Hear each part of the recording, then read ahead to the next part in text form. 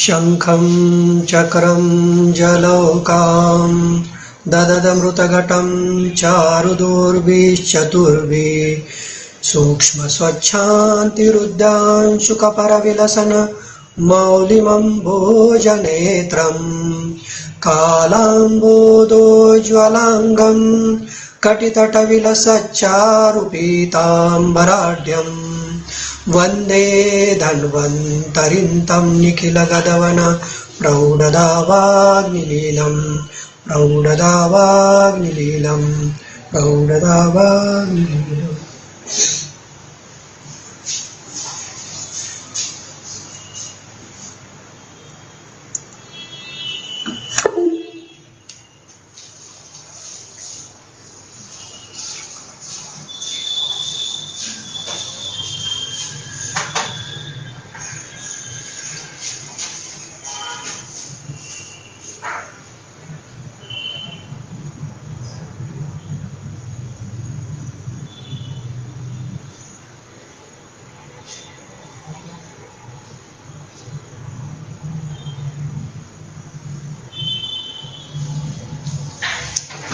नमस्कार. आज आपण समान वायू ॲप्लाइड व्ह्यू घेतोय.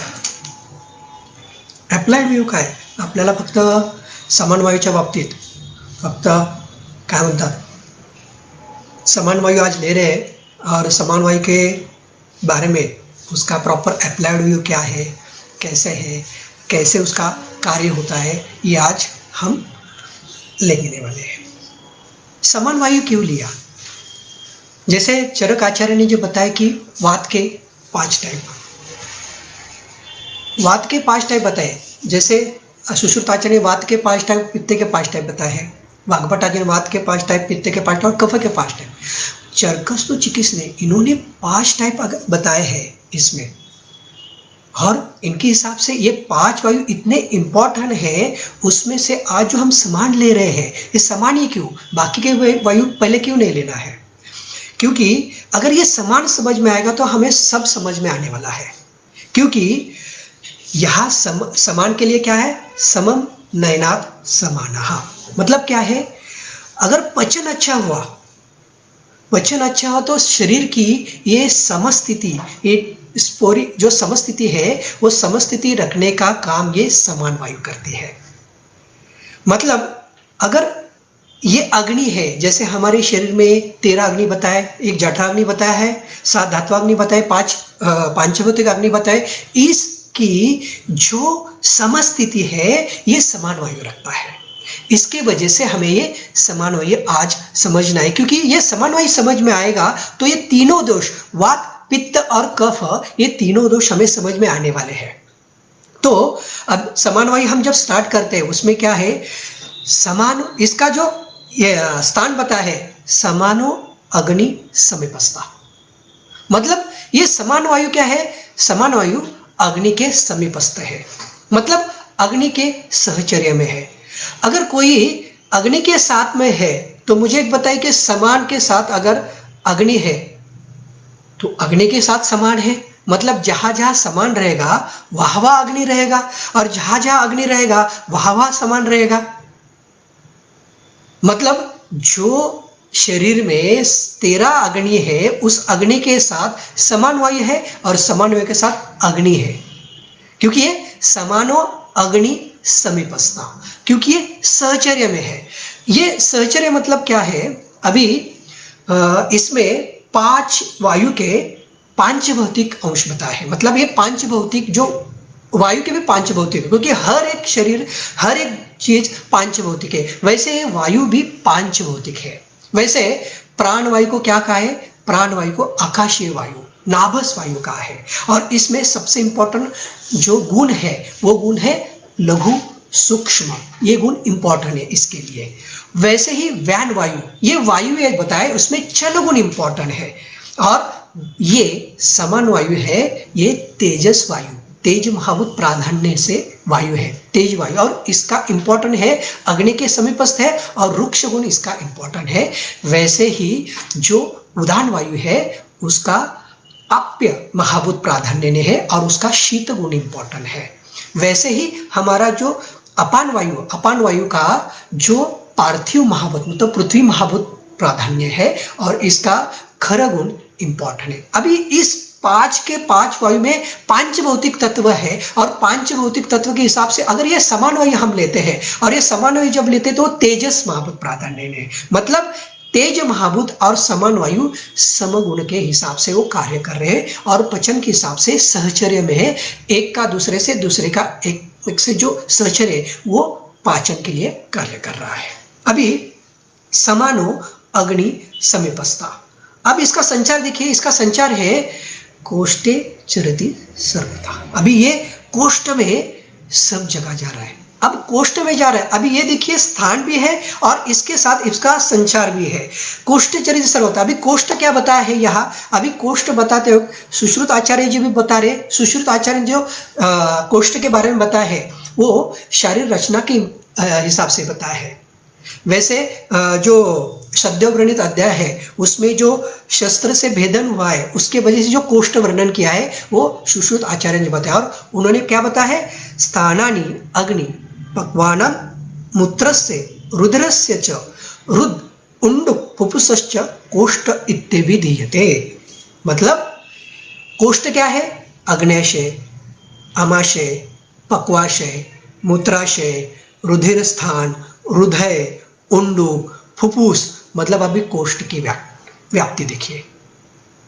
मतलब ये कोष्ठ आचार्य सुश्रुत ने बताया है। अभी आचार्य चरक जी कोष्ठ के बारे में क्या बता रहे हैं, उन्होंने तो ये कोष्ठ के बारे में इन्होंने रोग मार के इसमें महास्त्रोतोस को इसमें कोष्ठ को उद्धृत किया है। उन्होंने पंचदश कोष्ठ अंग बताया है और पंचदश कोष्ठ अंग कौन से बताया है, उन्होंने बताया है नाभिश्च, हृदयश्च, क्लोमश्च, यकृतश्च, प्लीहाश्च, वृक्कौश्च, बस्तिश्च, पुरीषधराश्च, आमाशयश्च, पक्वाशयश्च, उत्तरगुदश्च, अधरगुदश्च, क्षुद्रांतश्च, स्थूलांतश्च, वपावहन चयति। अभी देखिए, अभी यहाँ तक हम देख रहे थे, क्या देख रहे थे हम यहाँ, हमारे हिसाब से अब कोष्ठ हमें बस खाना खाया और खाना खाने के बाद अब ग्रहण, अब जो आगे का कार्य है पचती वेची मुंचती यहाँ तक आ गया क्या। अभी समान का देखो कार्य क्षेत्र, संचार क्षेत्र। अभी यहाँ देखा है कि स्थान बताया, उसके साथ अभी संचार क्षेत्र बताया। संचार क्षेत्र मतलब अब देखिए मेरा स्थान है, मैं घर में रहता हूँ बराबर, अब मैं वहां रहता हूँ जो कुछ है, अब मेरा संचार, अगर मैं क्लिनिक में जा रहा हूँ तो कोई काम कर रहा हूँ, अगर कहीं मार्केट में जा रहा तो कोई काम कर रहा हूं, कहीं जा मतलब वहां अगर मेरा स्थान, अगर मैं घर में भी हूं वो मेरा मेन स्थान है, फिर भी जहां जहां मैं जा रहा हूं, जहां जहां संचार कर रहा हूं उस कार्य के लिए मैं जा रहा हूं ना, वो कार्य है इसके लिए मैं वहां जा रहा हूं। ये समन्वय जहां जहां संचार कर रहा है वहां वहां उसका कार्य क्षेत्र है, उसके वजह से वो संचार कर रहा है। और संचार क्षेत्र के हिसाब से देखिए कितना बड़ा है। अब कोष्ठ पूरा उर से लेकर अधरगुदा तक, हृदय से लेकर वृक्क तक, उंडुक तक, इसका पूरा संचार स्थान है। अगर यहां संचार स्थान है तो इसका मतलब है समान वायु वहां है तो अग्नि भी वहां है और अग्नि भी ये पचन का वहां काम कर रहा है। मतलब ये कार्य समान वायु अपनी प्रेरणा से ये पाचन का काम कर रहा है। तो समानो अग्नि समीपस्था कोष्ठे चरति सर्वथा। अब इसका कार्य आगे आते हैं, अन्नम गृह्णाति पचति विवेचति मुंचति इति। अब ये कार्य के हिसाब से अभी ये आया है, अब कार्य चल रहा है, अन्नम गृह्णाति पचति विवेचति मुंचति। गृह्णाति मतलब हमें ग्रहण करना है, ग्रहण करना है मतलब क्या है, हम जब ये ग्रहण कर रहे हैं, अगर कोई भी अपने खाना लिया, अब वो ग्रहण कर रहे हैं, ग्रहण करने के बाद उसको एक साथ मिक्स कर रहे हैं और मिक्स करने के बाद उसके ऊपर पचन क्रिया हो रही है, ठीक है, मिक्स कर रहे हैं। लेकिन ये कैसे कार्य कर रहा है समान वायु, समान वायु का कार्य अगर हम वात का अगर गुण देखेंगे इसमें, तत्र रुक्षो लघु शीतः खर सूक्ष्म चल अनिलः। अब ये गुण अगर समझ में आएंगे तो ये पाचन कार्य कैसे कर रहे हैं समझ में आएगा। तत्र रुक्ष, और समन्वय का सबसे इंपॉर्टेंट कार्य रुक्ष गुण है। रुक्ष गुण के हिसाब से अगर ये देखें, रुक्ष मतलब क्या है, शोषणे रुक्षः। अभी स्निग्ध गुण क्या करता है, संयोग का काम कर रहा है, संयोग कर रहा है, जो कुछ अनुरेणु है उसका संयोग कर रहा है। लेकिन रुक्ष गुण क्या कर रहा है? शोषण। वो संयोग जो है उसको वियोग कर रहा है, अनुरेणु को वियोग कर रहा है। जब कोई अन्न ग्रहण करता है, अन्न ग्रहण करने के बाद वो जो आप जो कोई भी ले रहे, जो चपाती ले रहे, कोई भी चावल ले रहे, उसका अनुरेणु का संघात करना, अगर संघात करके उस अनुरेणु को पूरा अलग करना और उसको मिक्स करके फिर उसके ऊपर पाचक रस का क्रिया हो रहा है। तत्र रुक्ष लघु, ये पाचन के हिसाब से लघु, लंघने लघु मतलब हल्के हिसाब से जब पाचन क्रिया होती है इस लघु गुण का कार्य होता है। तत्र लघु शीत, शीत गुण इतना इंपॉर्टेंट है इसमें। अभी शीत गुण का क्या है? स्तंभने शीता का है। लेकिन स्तंभने शीता मतलब कहीं स्तंभन कर रहा है क्या? नहीं, यहाँ जो स्तंभने शीता यहाँ का जो कार्य है इसका, ये जो कार्य है, अब जब ग्रहणी में या आमाशय में हम कोई खाना ले रहे हैं तो उसको उस टाइम तक रोक के रखना, मतलब उस वक्त उसको स्तंभन करके रखना। मतलब जब अमावस्या में 2 या 3 घंटा खाना है तो उसको उस वक्त रोक के रखना, वो क्रिया उसके ऊपर होने के बाद आगे उसको लेके जाना। ये जो कार्य कर रहा है वो जो अमाशय के ऊपर जो मूवमेंट की क्रिया है उसको नियंत्रित रखने वाला ये शीत गुण है।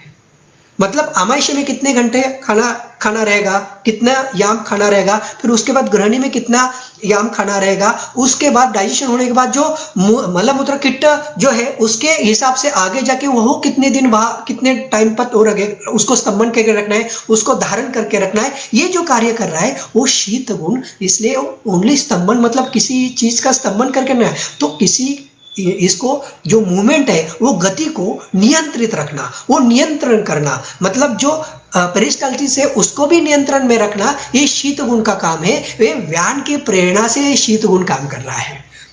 मतलब ये गुण समान वायु वो उसके हिसाब से जब ग्रहण होता है तो कितनी देर रखना है उसके हिसाब से उसके ऊपर पाचक रस की क्रिया होगी। उसके साथ जो है वो खर गुण, खर गुण भी है। वो खर गुण जो है लेखन खरा, ये भी अनुरेणु को वियोग कर रहा है। लेकिन खर गुण जो है स्पेसिफिक अपान वायु के गुण के हिसाब से है, इसलिए ये भी अनुरेणु को विभक्त कर रहा है। लेकिन जैसे हम रुक्ष गुण आंखों से देख सकते हैं, खर गुण स्पर्श से है हमें, तो वैसे ही ये खर गुण का काम जब अन्नम गृह्णाति पचति, पचति और विवेचति मुंचति के यहाँ ये स्पेसिफिक उसका कार्य होते जाता है। क्योंकि लेखन करना, उसको साफ करना विशद गुण के हिसाब से, मतलब क्लेद वहां का जो पूरा साफ करना, ये काम ये गुण से ये कर रहा है। अब ये गुण समझने के लिए हमें सबसे इंपॉर्टेंट पित्त के गुण भी इसके साथ समझने चाहिए। तो ये दोनों सहचर्य से कैसे काम करते हैं, इसलिए पित्त का जो गुण है,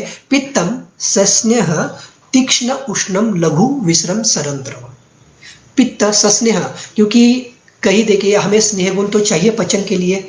अगर आप खाना बना रहे हैं, कोई घर पे कोई गृहिणी खाना बना रही है, आज मुझे देखिए अगर उसके ऊपर तेल या घी अगर ये डाला ही नहीं, अगर तेल घी डाला नहीं, तो मुझे एक बताइए, आप कोई खाना पका सकते हैं, कोई तड़का दे सकते हैं, कोई सब्जी पका सकते हैं? कुछ नहीं कर सकते, क्योंकि स्नेह गुण इंपॉर्टेंट है। इसलिए तेल और तुप का, क्योंकि कफ में स्नेह गुण है उतना पित्त में स्नेह गुण नहीं है, वो स्नेह गुण हमें देना पड़ता है बाहर, वो तेल या घी देने के लिए। पित्तम सस्नेह तीक्ष्ण, तीक्ष्ण मतलब क्या? शोधने तीक्ष्ण।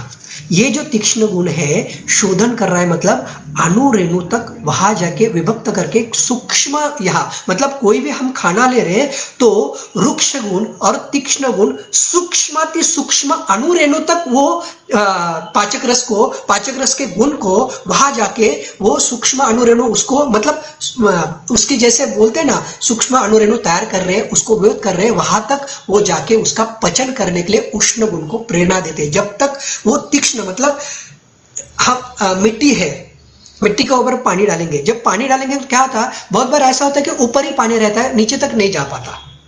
वैसे ये जो सूक्ष्म वायु का गुण है वो वहां तक रुक्ष गुण और तीक्ष्ण गुण वहां का संघात करते, वहां जाके वहां के खाने का पचन करने का काम ये उष्ण और तीक्ष्ण गुण कर रहा है। उसके साथ उष्ण गुण क्या कर रहा है? स्वेदन उष्ण, मतलब स्वेदन, मतलब हम अगर एक एग्जाम्पल दे देते हैं, तो अगर घर पे खाना बना रहे तो पहले क्या कर रहे हैं? पहले अग्नि है, अग्नि के ऊपर हम कोई जो बर्तन रखते हैं उसके ऊपर पहले तेल डालते हैं, तेल के बाद उसके ऊपर एक तड़के के लिए जीरा मोहरी या जो कुछ रखते हैं, वो रखने के बाद क्या होता है, हम जो कुछ दिया है खाना, वो जो कुछ रख रहे हैं वो तड़का उसके बाद डालते हैं, उसके ऊपर पानी डालते हैं, फिर मग वो पचन होने लगता है।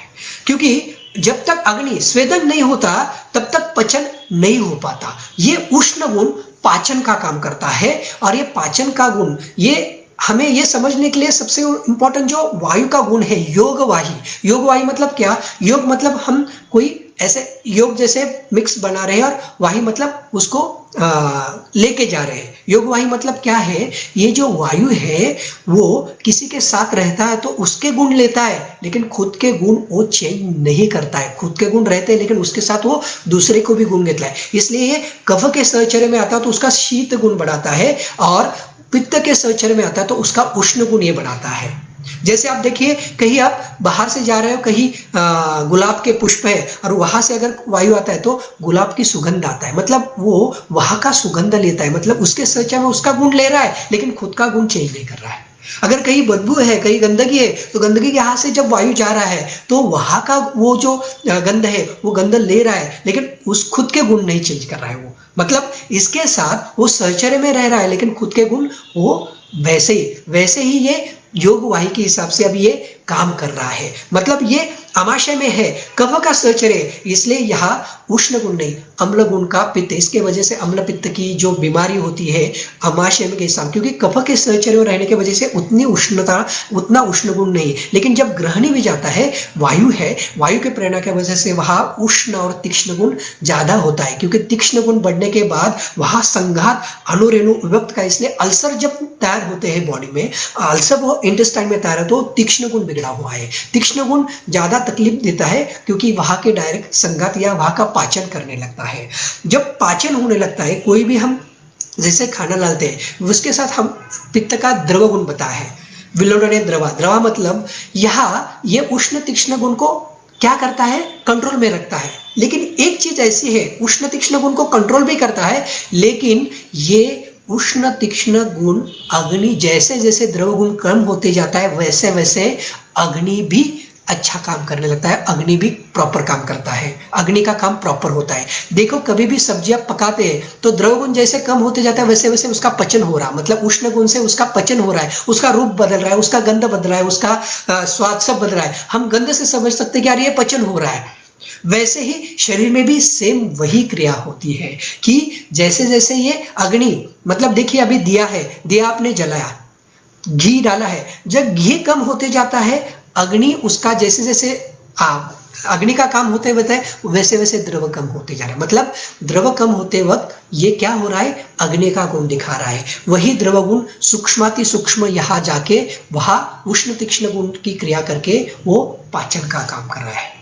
अभी यहाँ देखिए, अभी ऐसे है कि वही ग्रहण किया, अन्नम गृह्णाति, ग्रहण किया, सब जो खाना लिया उसके ऊपर इस जो वायु है उसकी क्रिया हो रही है, सब प्रॉपर तरीके से क्रिया हो रही है। रुक्ष गुण से उसका संघात भी हो रहा है, उसने अमाशय में लिया, उसके ऊपर सब क्रियाओं के जो घुसड़ने की क्रिया होती है वो भी क्रिया व्यान वायु के प्रेरणा से हो रही है अभी। अब उसके साथ अन्नम गृह्णाति पचती, अभी पचती जो हो रहा है, जैसे अभी उष्ण तीक्ष्ण गुण से और उसके साथ ये वायु की जो वायु का जो सूक्ष्म गुण है उसके हिसाब से रुक्ष गुण से इसका पचन हो रहा है। लेकिन ये पचन यही हो रहा है क्या? बस हमें इतना ही समझना है कि हम बस मुख से लेकर गुदा तक इसका पचन क्रिया चालू है। हमने तो अभी देखा, अभी ये जो क्रिया है अन्नम गृह्णाति पचती, पचती से लेकर अब जब विवेचति का आता है, विवेचति को क्या हो रहा है? ये विवेचन कर रहा है, साढ़ कीट विभाजन वहां तक आ रहा है। बस ये क्रिया ग्रहणी में ही हो रही है क्या? नहीं। अब देखिए, जब पचन हो रहा है, पचन होने के बाद जब अन्नम गृह्णाति पचती विवेचयति, विवेचयति मतलब सार कीट का विभाजन हो रहा है। जो सार भाग है वो सार भाग जहां है वहां लेके जा रहा है। मतलब इस सार भाग का हिसाब से अभी रस धातु, मतलब ये काम हृदय कैसे कर रहा है? देखिए रस धातु का जाठराग्नि नाम विपक्व सारभूता आहार रसा गृहीता समान मारुते इरिते शिरा भी हृदय गच्छति। मतलब ये क्या काम कर रहा है, जब जाठराग्नि की क्रिया हो रही है, जाठराग्नि की क्रिया होने के बाद ये आहार रस, जो सारभूत आहार रस है, वो समान वायु क्या करता है, समान वायु जो ग्रहणी से लेके हृदय तक पहुंचाने का काम ये कौन कर रहा है, समान वायु। ये यह बताए रसस्तु हृदय याति समान मारुत इरिति मतलब प्रेरणा देगा, इस प्रेरणा से, इस नियंत्रण से वो काम वह कर रहा है।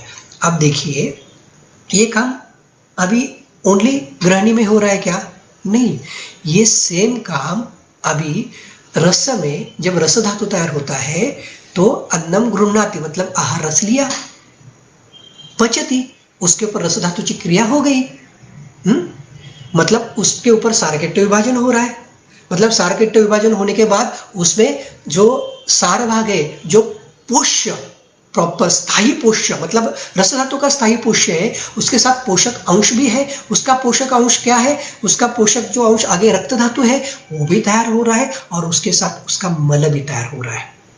जैसे यहाँ अन्नम गृह्णाति पचति विवेचति भुंचति सेम रस धातु में हो रहा है, और ये काम कहाँ हो रहा है, जो रस के है, रस धातु में है। रस धातु का मूल स्थान बताया, क्या बताया है, रसवानम स्त्रोतसाम हृदयम मूलम दशश्च धमन्या, मतलब ये काम हृदय में हो रहा है, दश धमनी में वो काम हो रहा है, मतलब समान वायु अभी ग्रहणी में है रहेगा क्या, कभी अभी समान वायु रस के हिसाब से अभी हृदय में भी काम कर रहा है, वही अन्नम गृह्णाति पचति विवेचति मुंचति, यही काम रस धातु में कर रहा है। मतलब अभी समान वायु की व्याप्ति समझ में आ जाएगी। ये समान वायु की व्याप्ति इतनी बड़ी है, अगर ये समान वायु समझ में आएगा तो हमें वात पित्त और कफ की कार्य क्षमता और उसके हिसाब से हमें समझना बहुत, मतलब प्रॉपर तरीके से हमें जो संप्राप्ति है ट्रीटमेंट के हिसाब से ये समझ में आ जाएगा। अभी ये जो रस धातु है, रस धातु को हमने क्या बताया है, रस धातु कहा है कि तेजोभूत, तेजोभूत मतलब ये जो धातु घटक पोषण है वो सब अंश उसमें रहते हैं, क्योंकि अन्न पचन के बाद ये आहार रस में सब पोषक अंश उसमें आए हुए हैं, और ये पोषक अंश उसको क्या कहा है, परम सूक्ष्म, मतलब ये पोषक अंश सूक्ष्म रूप से शुक्र धातु तक के पूरे पोषक अंश इसमें है। अगर पोषक अंश इसमें है तो रस धातु तक की क्रिया है। अभी हमने ये देखा, अब देखिए कि ये जो कार्य हो रहा है अन्नम गृह्णाति, ये जो काम हो रहा है तो पांचभौतिक तत्व के हिसाब से भी हो रहा है। पहला अवस्था पाक क्या है, पहला अवस्था पाक है पृथ्वी और जल महाभूत से, पृथ्वी और जल मधुर विपाक हो रहा है, वो क्रिया, उस क्रिया में रस धातु की उत्पत्ति है, वही कफ की उत्पत्ति स्टार्ट हो गई है। पहले अवस्था पाक के, पहला अवस्था के अग्नि जो क्रिया है उसके ऊपर वो क्रिया स्टार्ट हो गई है। दूसरी जो है जो तेज महाभूत के अम्ल विपाक जो है उसके हिसाब से जो क्रिया हो रही है, ये जो क्रिया है, ये क्रिया कौन सी है, पृथ्वी जल और तेज महाभूत की क्रिया है। अब ये की जो क्रिया चल रही है तेज महाभूत की क्रिया, मुझे बताइए, अब यहाँ रक्त की भी उत्पत्ति स्टार्ट हो गई है और उसके साथ पित्त की भी उत्पत्ति है। ऐसे कहा है कि जो पित्त तैयार होता है, हरित पित्त होता है, उसके ऊपर यहाँ मधुर जो अम्ल विपाक है वहाँ अग्नि की क्रिया होती है, तीसरे विपाक में भी अग्नि की क्रिया होती है, रस धातु के अग्नि के भी क्रिया होते हैं, फिर रक्त धातु के अग्नि की क्रिया होती है, उसके बाद ताम्र पित्त तैयार होता है, और ये ताम्र पित्त फिर यकृत से फिर से पाचन क्रिया आता है।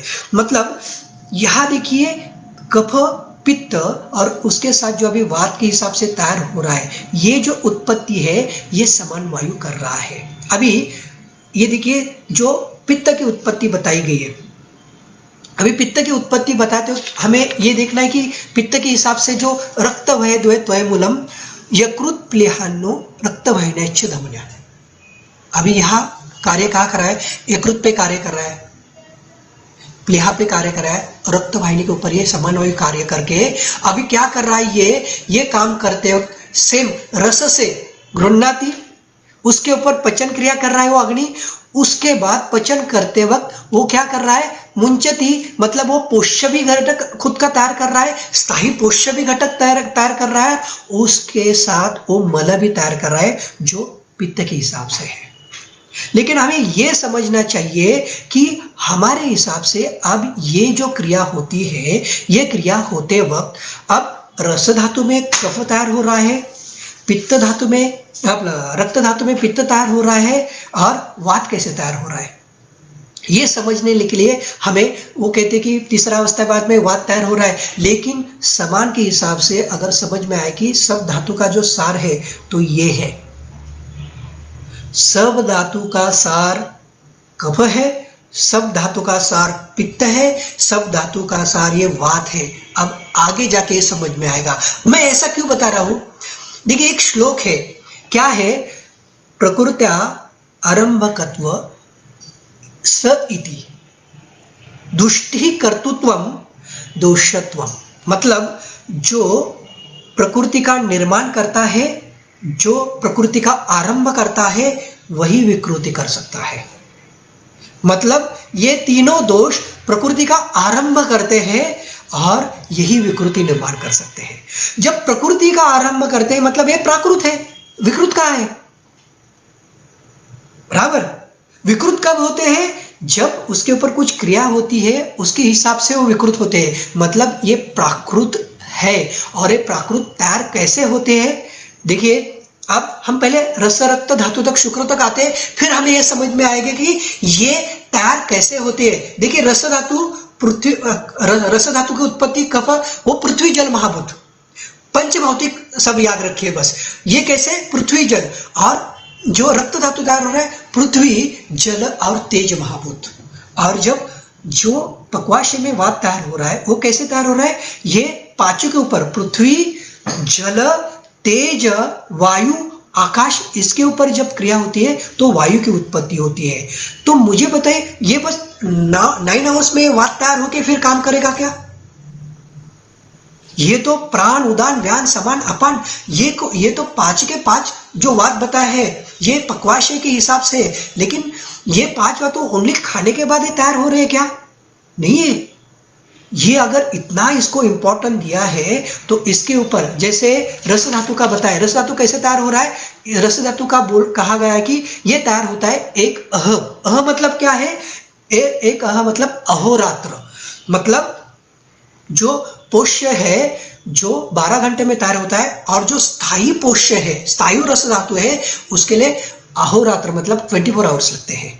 और ये रस धातु कैसा कहा है, ये रस धातु तैयार होते वक्त और पोषण करते हुए क्या कर रहा है, ये इसको कहा है, भेद संहिता में क्या है, इसको चक्रवत गति का है। मतलब ये पोषण होने के बाद क्या करता है, हृदय से शरीर के सूक्ष्माति सूक्ष्म सेल तक जाता है, उसका पोषण करता है, फिर सेल से फिर से हृदय तक आता है वो मलांश लेके, मतलब पोषण क्रम लेके वो सेल की तरफ जाता है और वहां से जो मलांश लेके फिर हृदय की तरफ, इसको कहा है चक्रवत गति। मतलब हृदय शरीर हृदय। रस धातु क्यों समझा रहा हूं, रस धातु समझ में आएगा तो वही रक्त मांस मेद अस्थि मज्जा शुक्र ये सब समझ में आएगा, उसके लिए डिटेल लेने की जरूरत नहीं है। तो ये जो गति है सेम गति सब में होती है, इसको कहते हैं चक्रवत गति। भेल संहिता में वर्णन की है। सेम रक्त में भी वही है, रक्त पोषण करते वक्त वहां तक जा रहा है, शरीर के सेल तक जा रहा है, सेल से फिर वहां का जो मल है वो लेके जहां है उसका जो मूल स्थान वहां तक लेके आ रहा है। मूल स्थान है यकृत प्लीहा रक्त वाहिनी, मतलब वहां से वहां जा रहा है, हृदय से फिर अपनी जगह पे आ रहा है। ये गति है इसकी। मतलब ये जब करते वक्त हमें एक समझना चाहिए कि ये जब रस धातु तैयार हो रहा है तो रस धातु तैयार हो तो कफ भी तैयार हो रहा है, क्योंकि समन्वय क्या कर रहा है, मल भी तैयार कर रहा है। अब मल तैयार करते वक्त ये ऐसा है, कफ अगर वो तैयार कर रहा है तो इसका श्लोक बताया है कि भागवत आचार्य समझ में आएगा कि भागवत आचार्य कि ये जो श्लोक है रसो अपि श्लेष्मवत, रसो अपि श्लेष्मवत मतलब क्या, रस जो है वो जो श्लेष्मा है कफ वो रस के गुण के हिसाब से है। मतलब ये जो दोष तैयार होते हैं, ये जैसे कोई माँ है, वो माँ क्या है 9 मंथ्स में बच्चे को पेट में रखती है और उसके फिर डिलीवरी हो जाती है, तो उसके जो अंश है उस बच्चे में है। सेम ये जो अंश है उनको हम मल कह रहे हैं, मल कहते हैं हम उसको किट्ट के हिसाब से लेके जाते हैं। ये किट्ट नहीं है, ये प्रकृति है। ये हमारे शरीर का धारण करते इसलिए मल को धारण काय, धातु के जैसे काय, ये हमारे शरीर को धारण करती है, हमारे शरीर का पोषण करती है, हमारे शरीर में प्रारंभ प्रकृति तैयार करती है। ये इस हिसाब से अगर ये नहीं बताते ना कि ये जो इसका गुण है रस के जैसा है, अगर मल है तो रस के जैसा गुण नहीं आना चाहिए। तो वाग्भटा रसो अपि श्लेष्मवत्, अगर ये कफ रस के गुण के हिसाब से मतलब रस के सब गुण हैं उसमें, और वही सेम गुण जब पित्त में जो समान वायु काम कर रहा है तो पित्त के हिसाब से अगर काम कर रहा है तो इसका जो स्थायी है तो रक्त धातु है, उसका उपधातु भी वही तैयार कर रहा है, सिरा और कंडरा, और उसका मल। देखिए मल में ग्रंथकार में दो चीजें बताई, एक स्थूल मल और एक सूक्ष्म मल। अब स्थूल मल जो है, अब रस का स्थूल मल कफ है, लेकिन सूक्ष्म मल क्लेद है।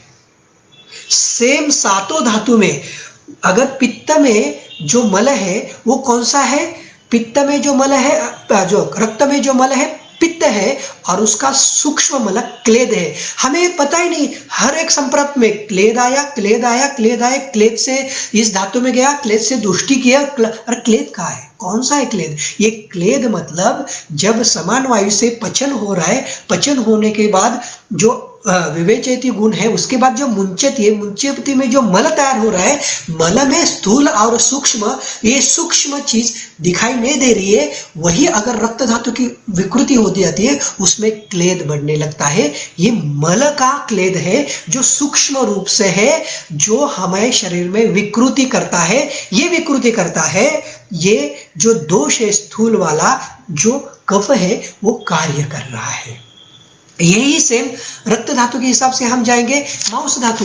मांस धातु का क्या है, मांस वाहनाम स्त्रोतसाम स्नायु मूलम त्वच। अभी ये क्या है, जो स्नायु के नीचे जो मांस है वो है, और उसका पोष्य मांस धातु है, और उसका जो वशा शट त्वचा ये तैयार कर रहा है, उसके साथ उसका मल जो स्थूल है खमल है, जो सूक्ष्म है क्लेद है।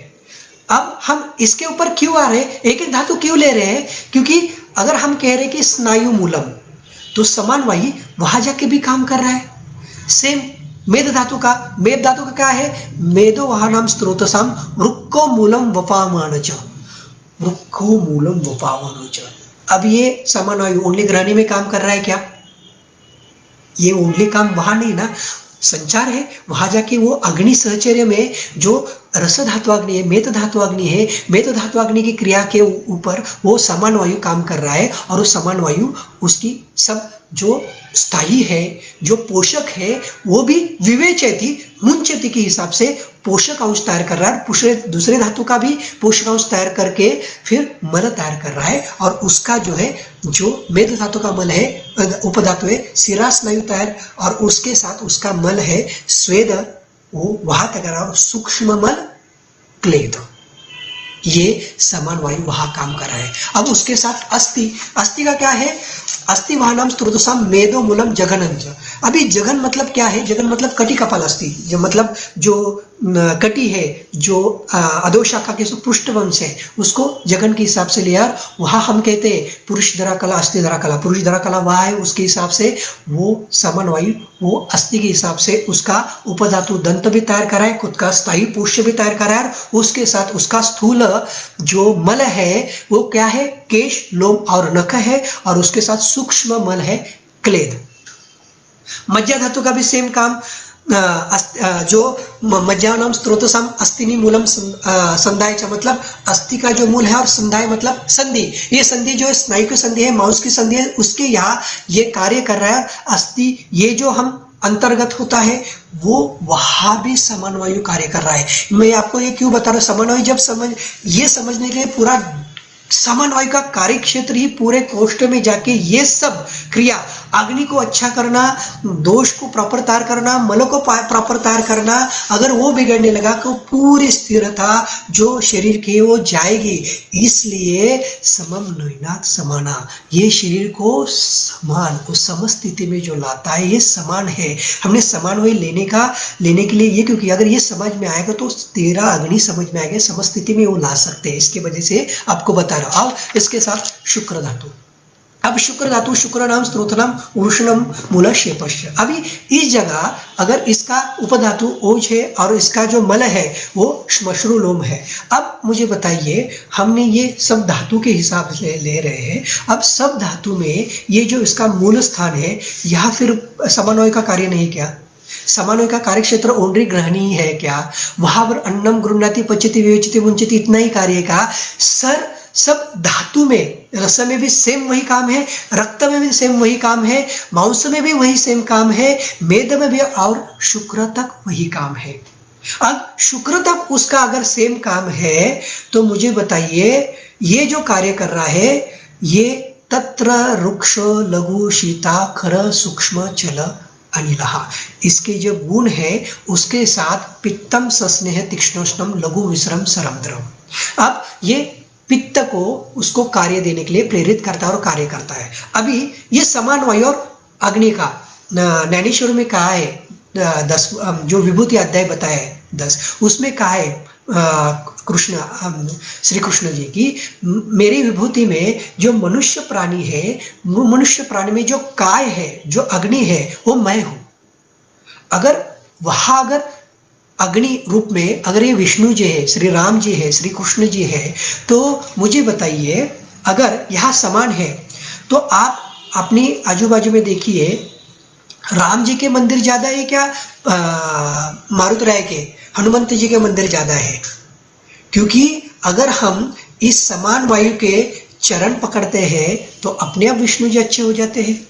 क्योंकि देव भक्त ये दोनों, ये जो अगर ये दोनों एक ही है, दिखने में अलग हो गए, उनके विष्णु अपना श्री राम और हनुमंत दोनों भी एक है, वैसे ही ये काय अग्नि और ये समान वायु, इसको इसके वजह से तेजस वायु का है कि दोनों सहर्ज में दोनों एक ही है, अलग कुछ नहीं है। इसलिए अग्नि बिगड़ने लगा समान वायु बिगड़ने लगा अग्नि, और ये दोनों एक साथ कहीं भी रहते हैं। अगर आप समान वायु अच्छा करेंगे अग्नि अच्छा होगा, अग्नि की क्रिया दवाई देंगे तो समान वायु अच्छा ही होगा, क्योंकि दोनों के हिसाब ये सहचर्य में इतनी प्रॉपर 13 अग्नि में काम कर रहे हैं, यहां तक काम कर रहे हैं। अब हमें इसका जो दोष के हिसाब से हम जाएंगे। अब इसमें तैयार हो रहा है मल, कफ, पित्त और वात के हिसाब से हम जाएंगे। हमने कभी सोचा होगा कि वात ये कैसे तैयार हो रहा है, पित्त कैसे तैयार हो रहा है, कफ कैसे तैयार हो रहा है? अभी तो हमने ये देखा कि कफ के हिसाब से जो मल है, लेकिन ऐसा ही है क्या ओनली? ऐसा कफ तैयार होता है क्या? ऐसे पित्त तैयार होता है क्या? इतना इजी है क्या ये समझने के लिए? इतना ये है क्या? नहीं। क्या है, हमने देखा कि पांचभौतिक, अब हम यहाँ से पांचभौतिक के हिसाब से थोड़ा सोचेंगे और उस हिसाब से हमने जो धातु में तैयार होने वाले वात, पित्त और कफ के हिसाब से जाएंगे। अब यहाँ हम लेंगे कफ। क्या है? कफ है रसमल कफ, रस का मल कफ है, बराबर। अब ये कैसे तैयार हो रहा है? अब ये तैयार हो रहा है, रसमल कफ कैसे तैयार होता है कि अग्नि के हिसाब से, जैसे हमने समन्वय की क्रिया हुई और रस धातु सब सूक्ष्म, यहाँ सूक्ष्म जगह जा रहा है, स्त्रोतस में जा रहा है सूक्ष्म, और उसके मार्ग में दो दोष धातु पोषक अंश है, वो धातु पोषक अंश वो लेके रस तक, शुक्र तक उसके कार्य कर रहा है, उसके आहार रस में कार्य, मतलब शुक्र तक उसके अंश है, शुक्र तक अंश का वो पोषण कर रहे हैं, और शुक्र तक उसका पोषण करते वक्त फिर क्या हो रहा है, वहां से गया हुआ जाने के बाद वो सेल तक गया, और वहां से जब आ रहा है वहां जो मलांश तैयार हो रहा है वो मलांश लेके फिर वो रस धातु में फिर से आ रहा है। मतलब ये कफ है, ये कफ है, बराबर।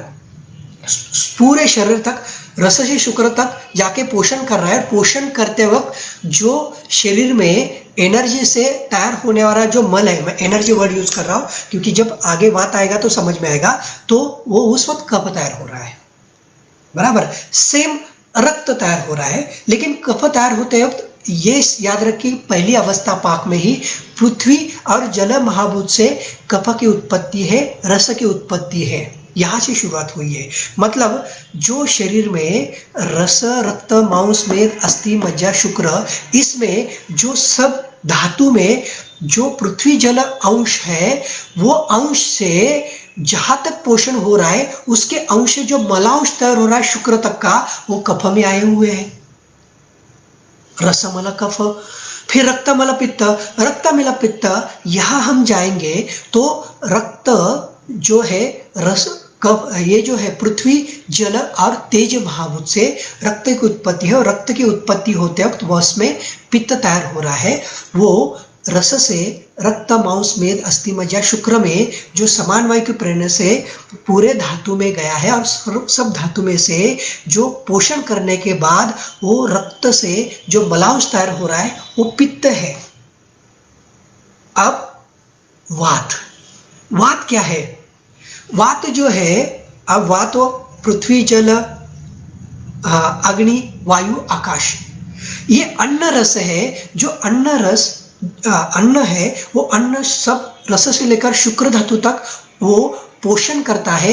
वो धातु उसकी एनर्जी तैयार कर रहा है, और वो पोषण करते वो एनर्जी करते हो, एनर्जी निर्माण होते वक्त वो क्षीण हो रहा है, जीर्ण हो रहा है, और जीर्ण होते वक्त वो क्या हो रहा है, वो एनर्जी पैदा कर रहा है।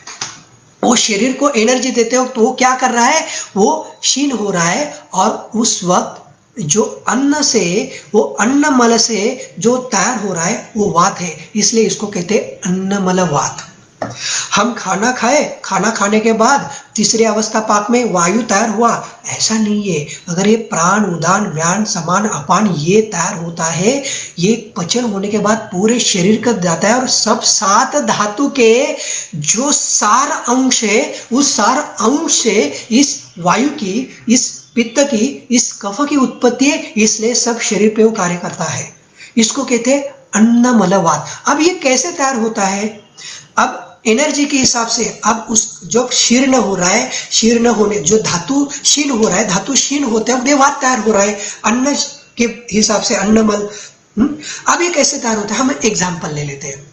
चलो, आपने कभी कपूर है, कपूर लगाया, कपूर लगाने के बाद क्या हुआ है, कपूर खत्म हो रहा है। लेकिन कपूर खत्म होने के बाद यह सब एरिया में वो क्या कर रहा है, एक प्रकार का एक एनर्जी सा तैयार कर रहा है। आपने उद्बत्ती लगाई, उद्बत्ती लगाने, उद्बत्ती खत्म हो रही है, मतलब उसमें जो चीज है वो खत्म होते जा रही है। वैसे धातु में जो चीज है वो आप काम कर रहे हैं, तो जो एनर्जी है वो क्षीण होते जा रही है। वो क्षीण होते हो, जैसे घी का दिया लगाया, घी का दिया लगा तो दिया तो चल रहा है, लेकिन वो एक करते वो वहां का घी खत्म हो रहा है, और घी खत्म होते वक्त क्या हो रहा है, वो जो एरिया है उस एरिया में क्या हो रहा है, एक एनर्जी पैदा कर रहा है। वो तेल का दिया क्या कर रहा है, उस एरिया में एनर्जी पैदा कर रहा है। वो एनर्जी, वो जो मूवमेंट, वो वात है। वो वात पूरे धातु में से जो तैयार होता है, शुक्र धातु में से, रस से, शुक्र धातु में से, पचन से, ये अन्नमल वात है। और ये वात जब अन्नमल सब शरीर से एनर्जी वाइज फिर पक्वाशय में आता है, और पक्वाशय में आने के बाद पूरे शरीर का कार्य करता है। इसलिए ग्रंथ में इसको 2 चीजें बताइए।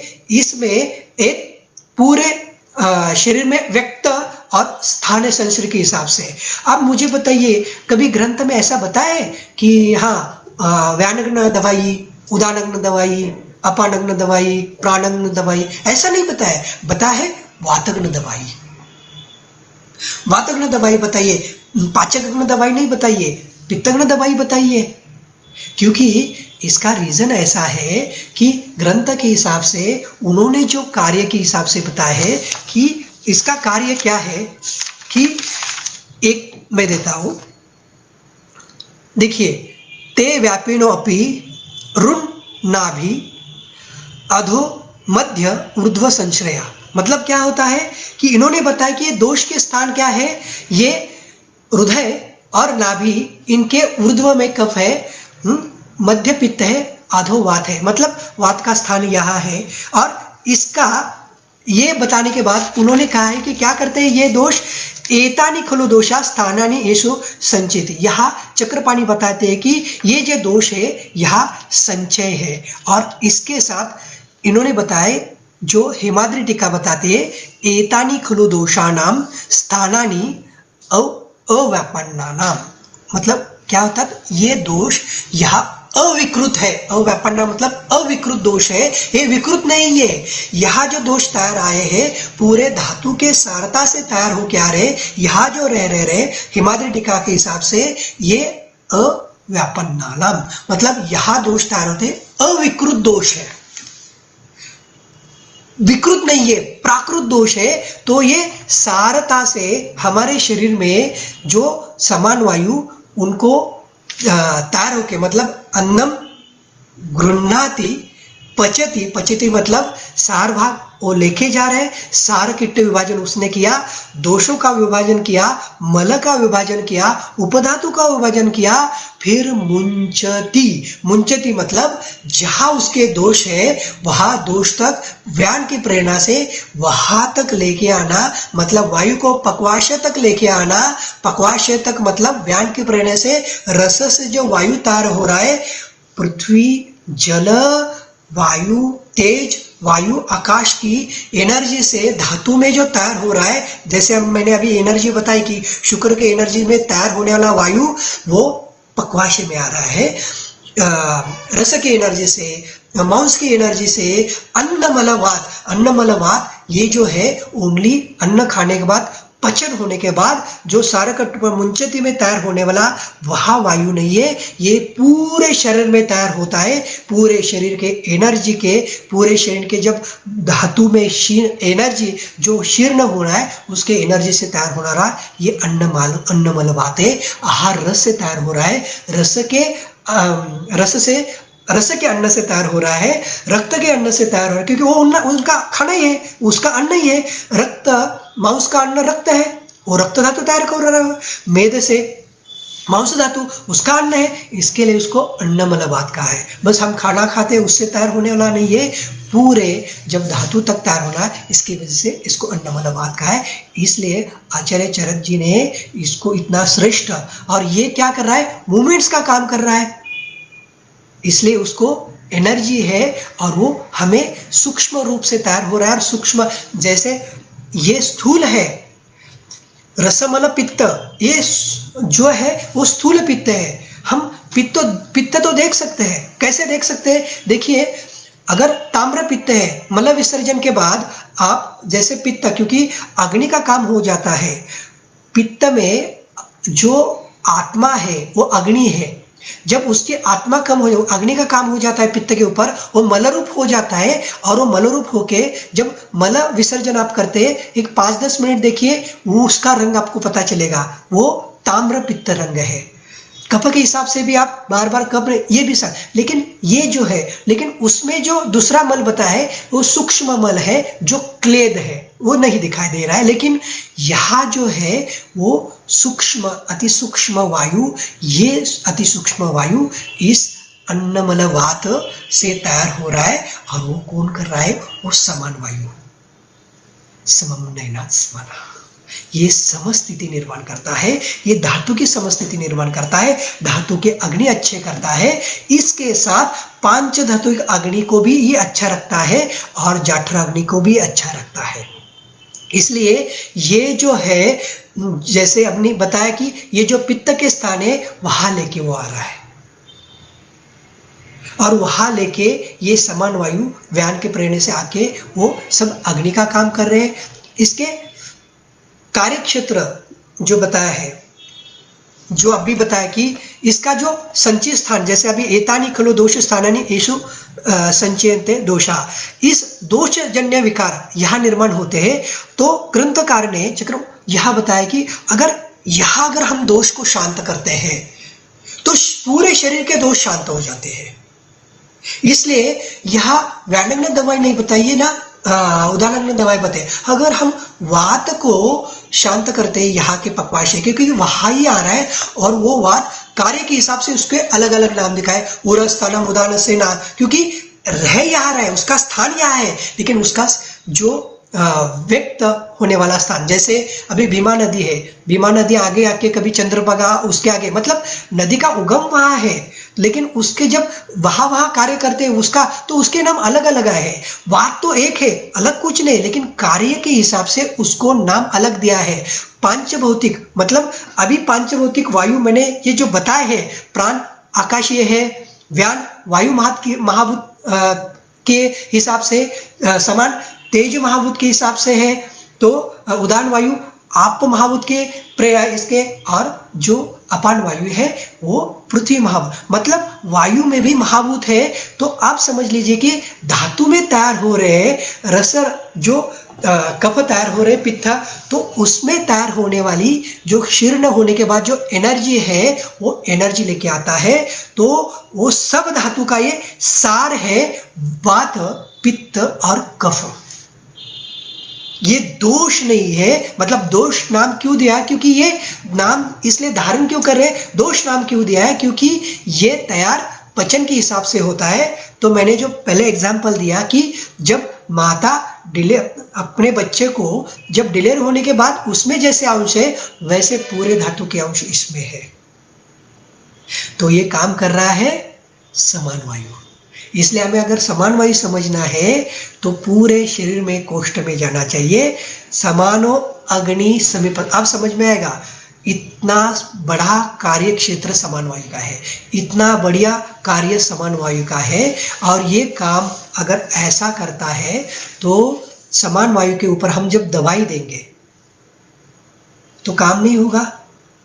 चलो हम दीपन पाचन दवाई दे देते हैं तो जठराग्नि अच्छा होता है, जठराग्नि के बाद धातुअग्नि अच्छा होता है, ये ठीक है, लेकिन रस धातु का भी देखिए, जब रस धातु देते हैं, रस धातु अब हम मुंह पे रखते हैं तो उसमें क्या होता है, जब देखते हैं तो हृदय दशा धमनियां सर्व शरीर में जाता है, सब धातु का आम पचन करता है, सब धातु के अग्नि अच्छा करता है, फिर जठराग्नि अच्छा करता है।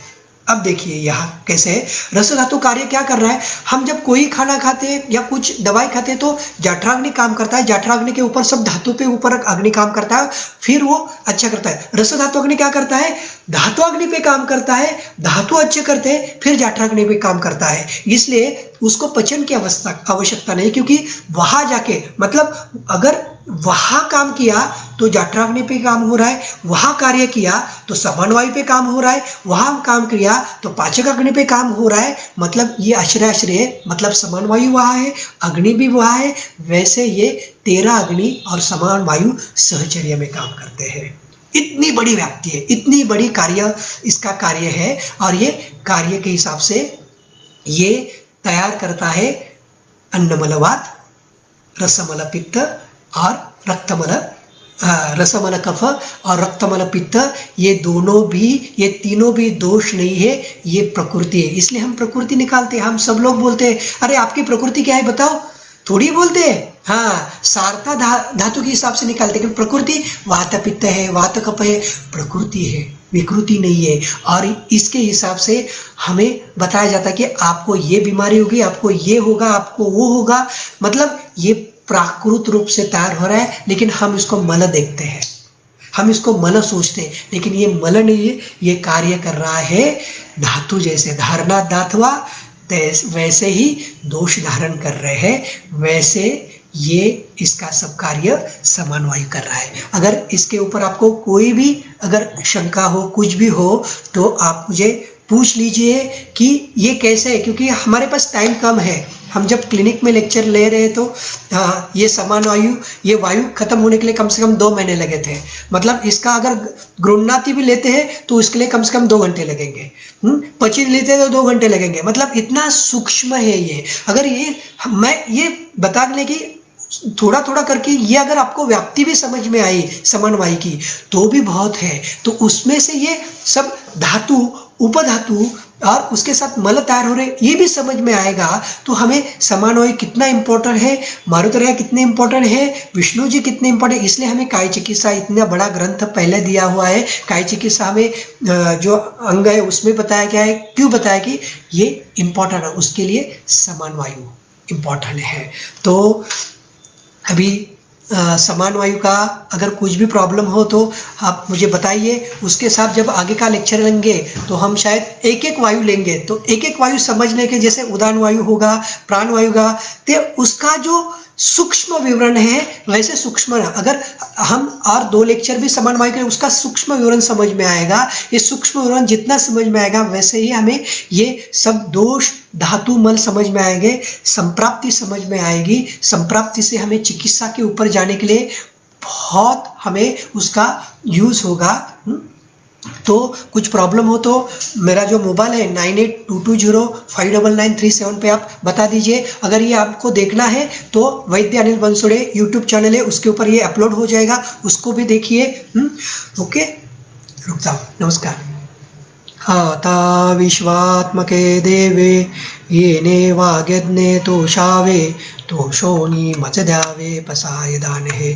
जे खळांची व्यंकटी सांडो तया सत्कर्मी रती वाढो। भूतां परस्परे पडो मैत्र जीवांचे दुरितांचे तिमिर जावो। विश्व स्वधर्म सूर्ये पाहो जो जे वांचिल तो ते लाभो। प्राणिजात वर्षत सकळ मंगळी ईश्वर निष्ठांची मांदियाळी। अनवर्त भूमंडळी भेटतो भूता चला कल्पतरूंचे आरव। चेतना चिंतामणीचे गाव बोलते जे अर्णव। पियुषांचे चंद्रमे जे अलांछन मार्तंड जे तापहीन। ते सर्वाही सदा सज्जन सोय रे होतो किंबहुना सर्व सुखी। पूर्ण होनी तुही लोकी भजिजो आदि पुरुषी अखंडित। आणि ग्रंथोपजीविये विशेषी लोकीये दृष्टादृष्ट विजय हो आवेजे। येथ म्हणे श्री विश्वेश्वराहो हा होईल दान पसाहो। येणे वरे ज्ञानदेव सुख्या झाला। येणे वरे ज्ञानदेव सुख्या झाला। येणे वरे ज्ञानदेव सुख्या झाला।